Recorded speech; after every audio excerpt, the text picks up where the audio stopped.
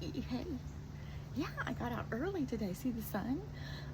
That's why I like to do my makeup back here. You can see that now, right? Yeah. Okay, so, all right, so let me look at you. Hey. Do you have your coffee? I actually made it out here an hour earlier than normal to have my first real cup of coffee. Sometimes I get up really, really early in the morning and drink the old coffee and do my morning chores, like letting the dogs out, maybe washing a couple of dishes and making the coffee and stuff like that. And anything emergency administrative, and then I go back to bed for a little bit and then I get back up. But it doesn't always work out like that. It did today. If I'm on here late, it didn't work out like that. Let's see what else. Oh, so what you got going on for today, huh? Let's see. I need my glasses for this. You know, I'm super OCD. I was diagnosed when I was about 11, 12. Okay, and I've tried all kinds of. I loved what was it? Was it the Day Runner planners back in the day, back in the 80s and the 90s? Or it was the 90s, yeah. But I bet I miss them, except I don't miss the chunky. And although I love stuff being on the phone, when my phone's in use like this, I don't have it and I don't always want to be connected to my phone. I learned that, actually I learned it before the Red Cross job. But also the Red Cross job with the weather warnings was just, and while I was doing it, it was exhilarating. But when I retired from that, I definitely did not want to keep getting the weather warnings. So, plus I had worked so hard to build up such a vigorous network that I didn't need to, and I'm real proud of that. Oh, that's my other doggy pawing at the door, so I'm not going to get up to let her know. I haven't learned how to edit yet, so that's why. So listen, so this is what I do. I just use a big spiral and a little spiral, big fat spiral. And I find those the most effective, and I carry them with me and have a little book the same size as the big spiral, and I use that like my little carry-all secretary desk. And I probably should make like a more functional little Mead folded pad or clipboard thing. I'll do that. And so, you know, sometimes the flaps to those prevent you from being able to write. Yeah, I don't like that. Anyways, those work for me because I take so many notes and plan so many days, and I get so much done doing that, being that productive. I always start out with the macro chores, and then I go in with the micro chores, and I just click stuff off. So, and it's very affordable and available. So that's the other reason I stay with it. What do you got going on for today? Can you tell me in the comments? I haven't chosen a meditation reading yet. I have an idea, but I'm not ready to start it. As you see, I learn every time I make a video. One of the things I've learned is that if I don't get out here before 9, the light is horrible and I look horrible. So, and I don't really want that left on the internet. I'm gonna take those old ones down. But let's see, what do you got going on today? It's July 29th. Yes, July 29th. And it's sunny here today and dry. It's getting dry here now. And that's not good. I've had to start watering. So we don't have a sprinkler. And so I have to go out and water the plants with well, we don't have a sprinkler system. I have to move the sprinkler and set the sprinklers up and all that. And that's okay, but it's one of my chores. And I do not water in the morning. I water in the evening. So that way the water doesn't sit on the plants and magnify the sunlight and burn them. And the back part of the house gets shade at 3 o'clock in the afternoon, so I can start watering at 3 and be finished by 7 for the entire yard, if I do the entire yard, which I rarely do. And because it's expensive, and that's one of the reasons we didn't want those data centers here in Texas. You know, when the drought came, and it was a 4-year drought, and when I got involved with the Red Cross, one month our county was surrounded by wildfires, and I was like, you've got to be kidding me.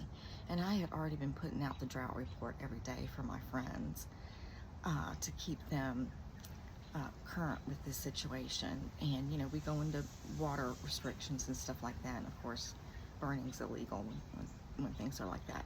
But for the county to be surrounded by 4 wildfires was an extremely serious position to be in, and I wasn't going to tolerate it. So I really went all in with all of that. And so I'm real proud of everybody, including the governor, saying no to the data centers, because that tree line that runs from Dallas to Houston is extremely important.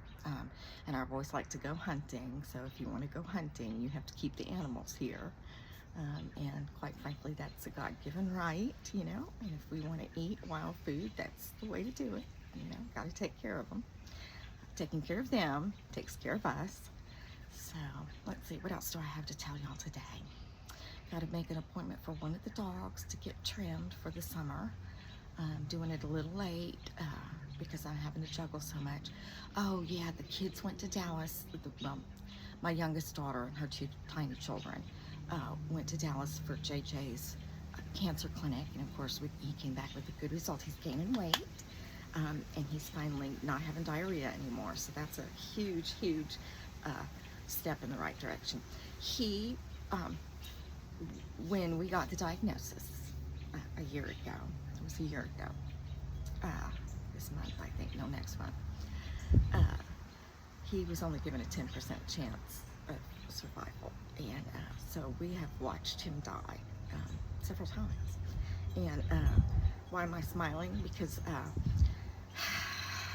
he was such a gift in the first place. He is such a gift in the first place. And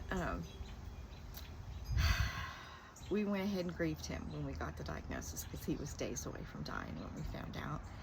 And we went ahead and grieved him and accepted the diagnosis and accepted the protocol and got behind the protocol 100%. And it's his mother's strength and faith and his will to live that has gotten him through this. It has landed squarely on my daughter's shoulders, and her faith in God and her strength in person are what have held this child with us. We were willing to let him go if God called him home, but that's not what's happening. It's an absolute miracle. So he was really close to death in December, and we kept going because everybody has the right to life. We had already grieved him, so if we had to let him go, it would be to release him from suffering, and we were prepared to do that. But in like April, May, he turned around, and every day with him was a gift. Every from the day we got the diagnosis, every day is a bonus day with him. And again, you know, we made peace with the situation and with God about how God was handling this, and we were willing to let him go. But God's rewarded my daughter for her faith, I guess. I don't know. I really don't know how that kind of stuff works. I shouldn't say something like that, because it's not like when children die that God is punishing anybody. But God has kept him here. So apparently he's not done, and he's got more stuff to teach us and other people. So I don't know if I'll ever share a picture with you of him, because the situation was so fragile. I don't want y'all to connect with his eyes. I'll put their GoFundMe up, but I don't think I'll share pictures of his face with you. He is getting hair back, and he's gaining weight, and it's just, yeah. So I'm gonna go see them today. What are your plans for today? Let's see, I ordered a little sound bowl, so we'll include that. We'll have a meditation reading. And now that I've actually made a video to upload, I can make the upload video, okay? Oh, that's what I wanted to tell y'all. I hadn't been on for a couple of days because I was delivering a crock pot, an extra. We have 5 crock pots here because my mother sometimes doesn't understand that she already owns something.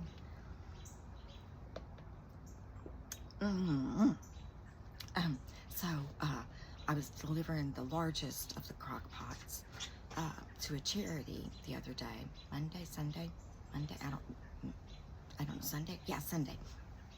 And I was getting out of the car to open the hatchback, and I did something funny in the footwell and twisted my bad knee. And so I was in so much pain, I thought I was going to throw up.